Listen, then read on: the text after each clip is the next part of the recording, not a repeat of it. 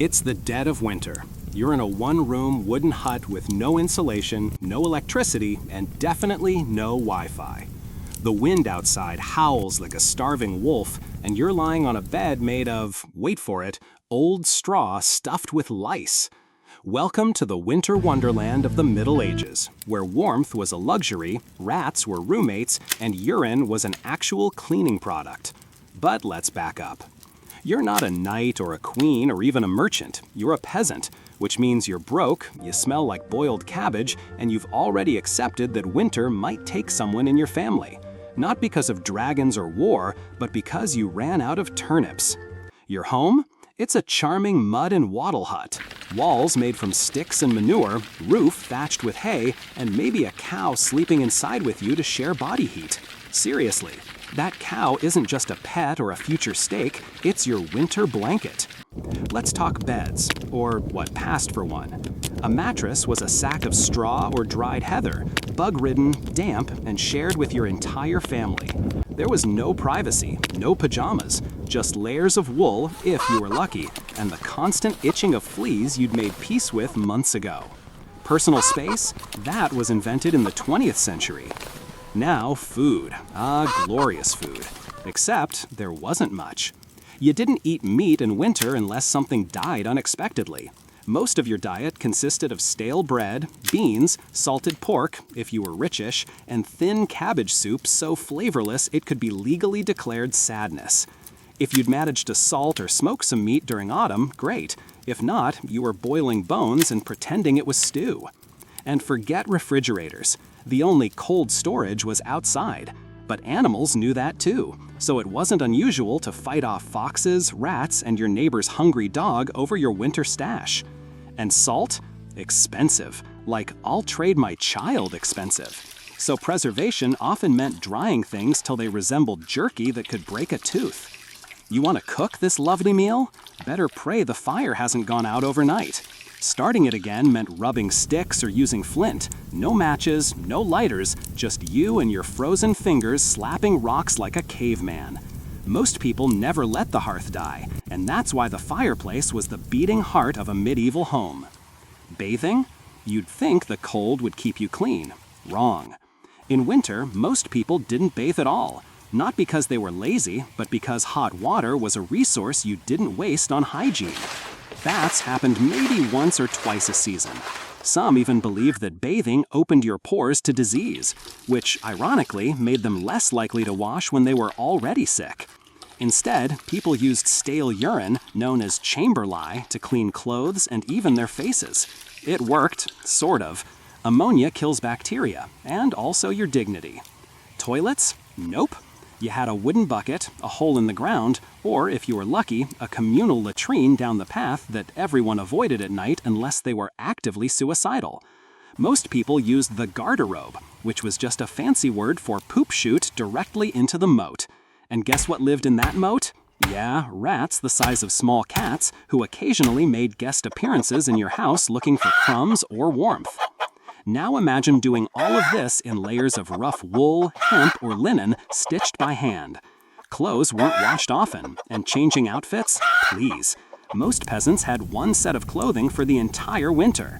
Socks, if you had them, were recycled from old cloth. Shoes, made of leather, but not waterproof.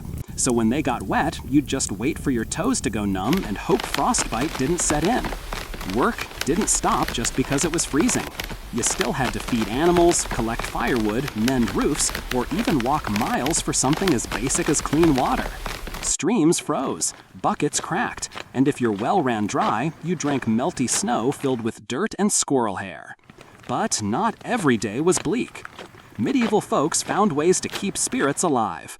Winter festivals like Feast of Fools and Twelfth Night were wild affairs, where peasants could pretend to be kings, priests could act drunk in public, and for one night the rules of class and order flipped upside down. Imagine Mardi Gras, but with more goat heads and less hygiene. And storytelling was everything. With no TV or books, tales were passed from mouth to mouth, around the fire, whispered under itchy blankets. Your entire world might be just a few square miles, but your imagination, that was your escape route.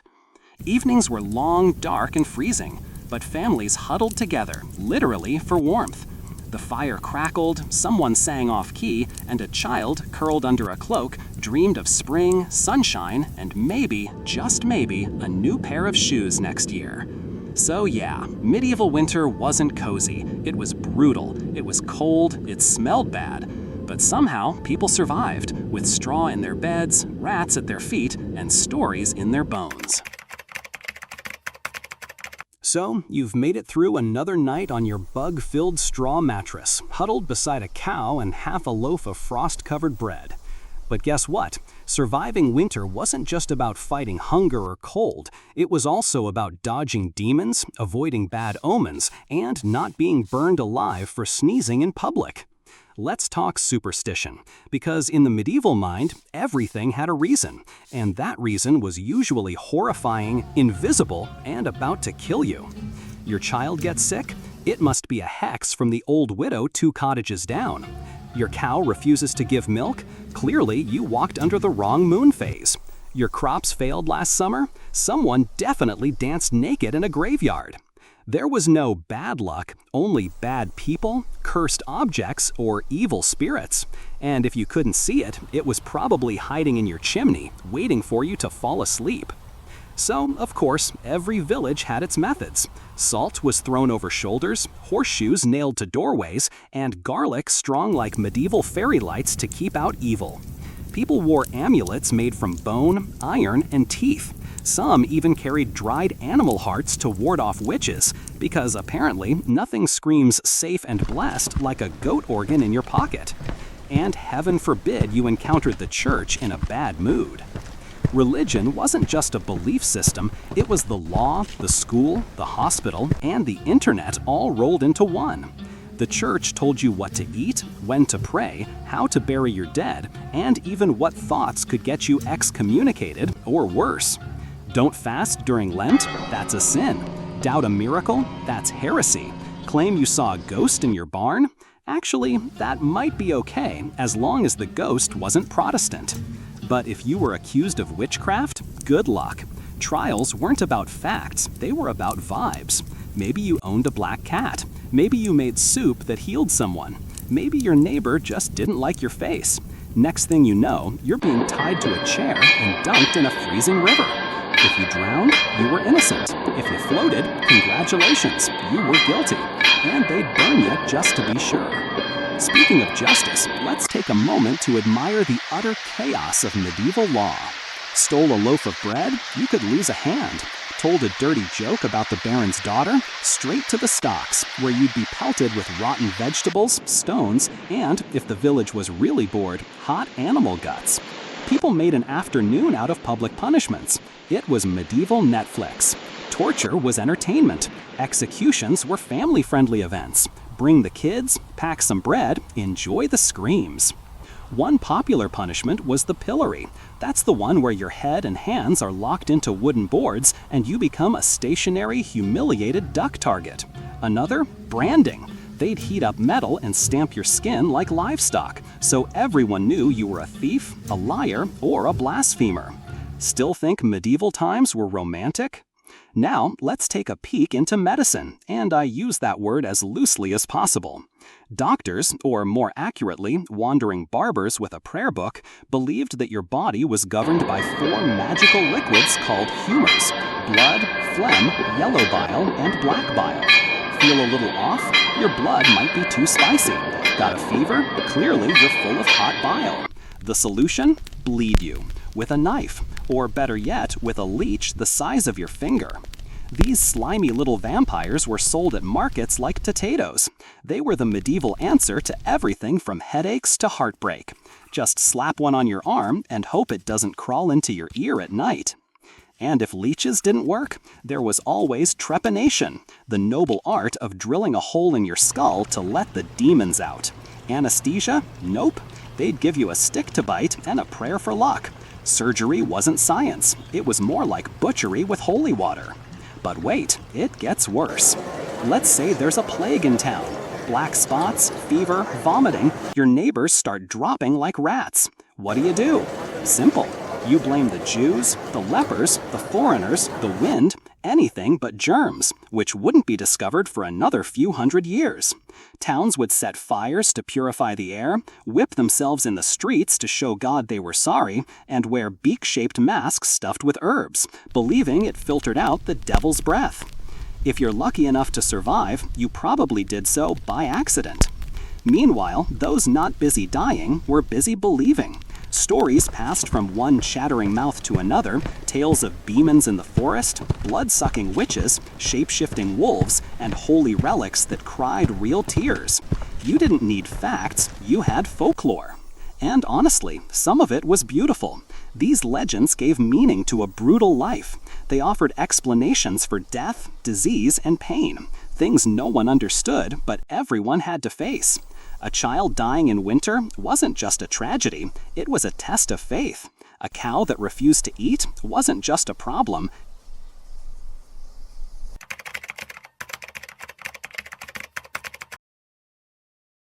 Let's assume you've made it this far. Survived the frostbite, the fleas, and the leeches.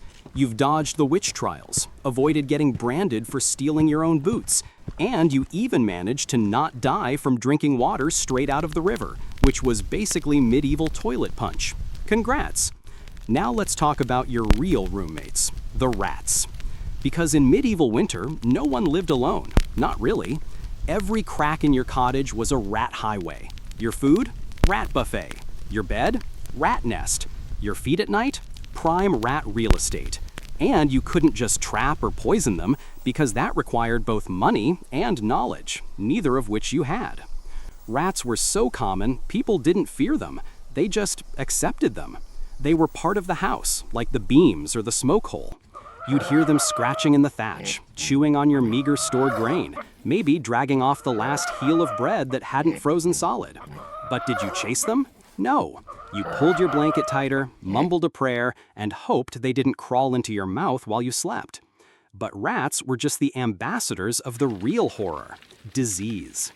See, when you're living in one room with your livestock, your kids, your grandmother, and a composting pile of waste outside your door, germs tend to throw a party. Winter didn't pause the rot, it just slowed it down, like nature's fridge full of corpses and coughs. You couldn't wash properly. Not that you'd want to. Bathing in winter could literally kill you. The icy water? A death sentence. People believed bathing opened your pores and made you vulnerable to illness. So instead, you layered up with grease, smoke, and prayers. Some villagers went entire winters without ever removing their outer tunic. By spring, their clothes were basically part of their skin. And when you did get sick, forget isolation, forget chicken soup. You'd just lie there, shivering, in the same room as everyone else, spreading your fever and coughing blood while your family tried not to look at you too long, lest they get infected or accused of consorting with spirits. Medicine? Oh, please. You'd be lucky if someone gave you warm beer and a dead mole to rub on your chest. But if you really wanted to die a painful, slow, oozing death, winter had a special treat for you: pneumonia, the medieval silent killer. People called it the cold sickness or the death cough. Once it settled in your lungs, it didn't leave. And without antibiotics, all you could do was wait and wheeze and slowly fade out by the fire. And the fire? That brings us to another cruel joke of medieval life. If you had one, it was your lifeline. But firewood wasn't free, and forests weren't always accessible. If your village had strict rules about cutting wood, or worse, if you lived under a lord who charged you for fallen branches, you were out of luck. You'd burn dried dung, straw, or peat, hoping it would keep your family warm without choking them to death in the smoke. There were no chimneys for most peasants. Smoke just rose and filled the house, seeping into everything, turning walls black and lungs gray. Children coughed in their sleep. Grandparents wheezed all day. Everyone stank of smoke because the walls themselves were soaked in it. But hey, smoke killed fleas, right? So, silver linings. And let's not forget the snow. Today, we romanticize it. Oh, look, it's snowing. Let's drink hot chocolate and light candles. Back then, snow was a harbinger of death. It meant isolation. Roads vanished. Trade stopped. You couldn't get salt, spices, or even basic food unless you'd stockpiled like a squirrel. If you ran out of flour, that was it. You'd be scraping bark off trees, boiling leather belts into soup, and chewing on your own mittens. Some villagers turned to gruesome solutions. There are written accounts, yes, actual records, of townsfolk boiling bones into broth multiple times, licking the grease off tools, or eating rats roasted on a stick. In desperate winters, cannibalism wasn't just a myth. It happened, usually quietly, often after someone just didn't wake up.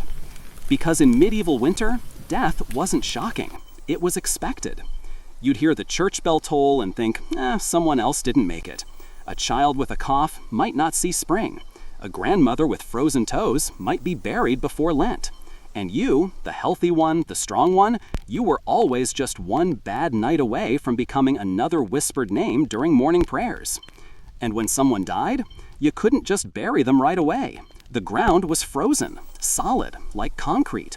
So instead, you'd keep the body in the house, sometimes for days, while you waited for a thaw or a gravedigger with a strong enough pickaxe. Imagine sleeping beside your dead brother, hoping the rats didn't get curious. All of this, the death, the cold, the hunger, the fear, wasn't rare. It wasn't some dark chapter in history. It was every winter, every year, for centuries. And what's truly haunting? People didn't complain. They didn't riot or revolt, not often anyway. They endured. They prayed. Okay, now that we've crawled through the rats, the smoke-choked cottages, and the death-soaked winters, let's hit the brakes for a second. Because here's the kicker. Not everything about medieval life was filth and suffering. Well, a lot of it was, but not everything. We've been fed a pretty bleak image. Peasants covered in grime, noblemen sneering from castles, women in eternal servitude, and entire villages barely one step away from total collapse. But history, as it turns out, is a lot messier and a lot more human. Let's start with one of the most persistent myths. Medieval people never bathed. Sounds gross, and yes, it's true. Winter made bathing risky. But here's the twist. People in the Middle Ages actually liked being clean. Public bathhouses existed across Europe, even in small towns. In cities like Paris and London, people paid to soak in hot tubs, scrub themselves down with soap made from lard and ash, and even used herbs like lavender or rosemary as deodorizers. The church eventually cracked down on public bathing, but not because it was unsanitary, no, because it got a little too steamy. Bathhouses became social and sometimes sexual hotspots, so naturally the moral panic brigade shut that down real quick. Still, in private, people washed their faces daily, cleaned hands before meals, and even rinsed their mouths with vinegar or wine. Tooth cleaning? They used cloths, salt rubs, or twigs. No, it wasn't crest whitening strips, but it was something. The image of everyone walking around with blackened teeth and rotting breath? Exaggerated. Now, what about homes? We tend to think of medieval houses as damp, dark mud holes. But in truth, many cottages were surprisingly well crafted. Wattle and daub walls insulated better than you'd think. Thatch, while flammable and rat-friendly, was also a natural temperature regulator. And inside? Sure, it was smoky and cramped, but people decorated. Tapestries, carved wooden furniture, embroidered cloths. Not luxury, but not total squalor either. And let's talk about women. No, they didn't have equal rights. No, they couldn't always own land or speak freely in court. But they weren't silent background characters either. Women worked hard. They ran households, brewed ale, yes, most brewers were women, spun wool, healed wounds, and managed farms when husbands were away.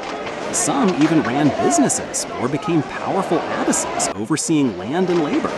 And in some regions, widows had more freedom and financial control than married men. In cities like York or Ghent, records show women actively trading, managing shops, and suing and being sued in court. So no, they weren't chained to the hearth, living lives of nothing but suffering. They were integral, active members of society, just quietly so. Then there's education. We're told the Middle Ages were a 1,000-year intellectual blackout. Everyone thought the Earth was flat. Spoiler alert, they didn't. Medieval scholars knew the Earth was round. They inherited astronomical knowledge from the Greeks and Romans, and Islamic scholars kept that flame burning bright. Libraries existed in monasteries and universities. Students studied logic, grammar, music, and astronomy. Sure, most peasants couldn't read, but neither could most people in the early 19th century. That's not just a medieval thing, that's a poverty thing. In fact, the real surprise is that medieval people were always trying to understand their world. Their tools were different, their sources were flawed, but the curiosity, that was alive and well. And let's not ignore the food. Yes, winter food was grim. Dried peas, barley mush, stale bread. But during the rest of the year, medieval cuisine was shockingly elaborate. They made cheese, stews, roasted meats, pies, spiced wine, fruit tarts. Spices like cinnamon and cloves weren't daily ingredients, but they weren't unknown. The wealthy had recipes that sound fancy even by today's standards. Roasted swan with sauce verte, pike and almond milk, honey-glazed turnips. Even peasants had seasonal celebrations with better food. Harvest festivals, midwinter feasts, saints' days. People knew how to throw down when the occasion allowed.